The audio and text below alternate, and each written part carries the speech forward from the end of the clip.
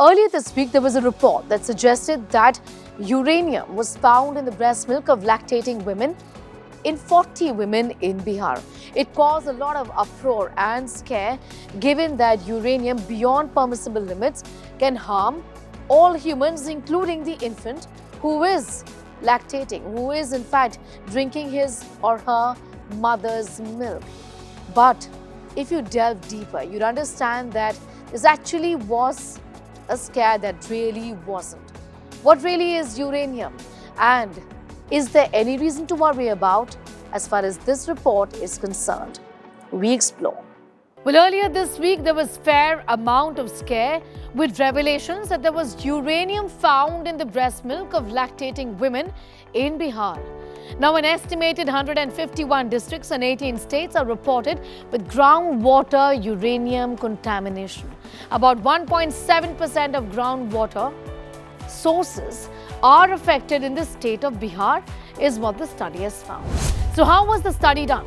40 lactating women were selected from different districts in Bihar. It was a random selection. A small sample size is what experts argue. The study said the uranium exposure to the infants through their mother's breast milk is at a hazardous level. That was what was said. The infants are highly vulnerable to potential non-carcinogenic risk in comparison to their mothers due to the real-time uranium elimination from their bodies. Definitely, we would say as healthcare professionals that it is advisable or it is suggestible that no amount of uranium should be found in the breast milk, but the amount detected here is not that high to be alarmed about that. So what really is uranium, and how did this uranium find its way to breast milk? So in Bihar and many other parts of the country also, people still depend on the groundwater.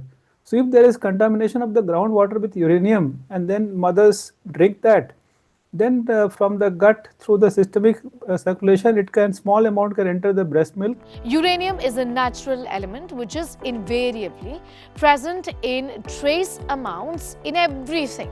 At some level of uranium in groundwater across the globe, not just in India. Uranium is a heavy element and does not bind with the tissues of the body. So, any uranium you consume will likely be flushed out in a very short time. People have to drink highly contaminated water for several years at a stretch to have some impact on their kidneys.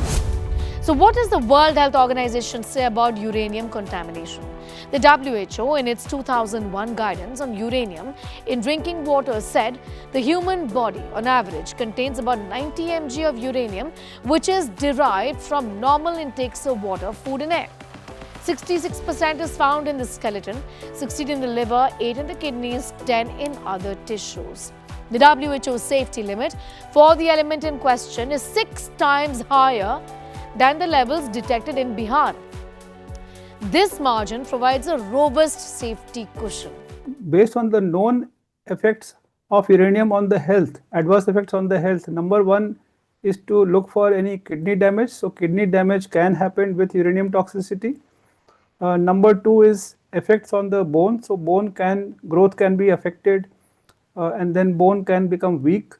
And the third is the effect on the brain. So brain means mainly we look at the learning ability or learning disability, their IQ levels, the brain growth and overall development. There are loopholes in the study as well. The children were also not monitored to see whether there was an impact on their health. Well, for starters, the sample size statistically is insignificant, is what experts have said. Long-term uranium exposure can have very harmful health effects on infants. But the Bihar study's findings conclude that the actual impact on infant health is likely low, and said women must continue to breastfeed babies, not stop that. But the bottom line, uranium in breast milk screamed the headlines, but there isn't much to worry, not for now.